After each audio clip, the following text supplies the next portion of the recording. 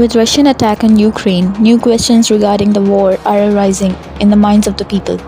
In order to answer these questions, we need to dive back in history. This highlighted region is Kievan Rus, a marcated territory conquered by the Viking ruler Oleg in 882. Oleg united local Slavic and Finnish tribes and made trade agreements with Constantinople to solidify his position. He declared Kiev, the capital of modern-day Ukraine, as his administrative center. His grandson Svatoslav was the last Kievan prince to adhere to Scandinavian Viking traditions. In 980, Vladimir I thoroughly Slavonized Kievan Rus and ruled over a large territory that stretched from northern lakes to steppe till his death in 1015.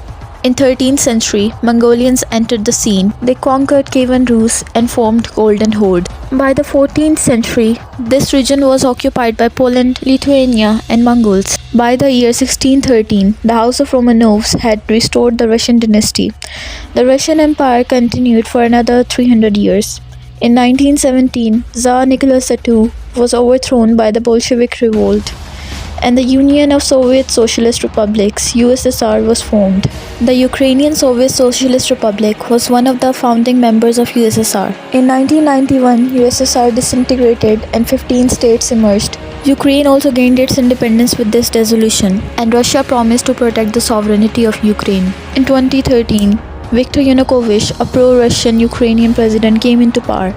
He denied the trade opportunity with the European Union in favor of $20 billion Russian bailout package. This outraged Ukrainian population, who protested against the government. In 2014, Yanukovych was impeached and he escaped to Russia. With President Yanukovych no longer in his office, the Eastern Russian dominant minorities felt threatened, who make almost 17.3% of the whole population. These pro-Russian elements started a separatist movement in eastern cities of Luhansk and Luhansk, commonly known as Donbas region. Taking advantage of the situation, Russian forces annexed Crimea and entered eastern Ukraine to fight against the Ukrainian army. Following this conflict, many ceasefire agreements have taken place between the two parties, but nothing has been useful so far. Recent Russian attack on Ukraine is a continuation of this conflict.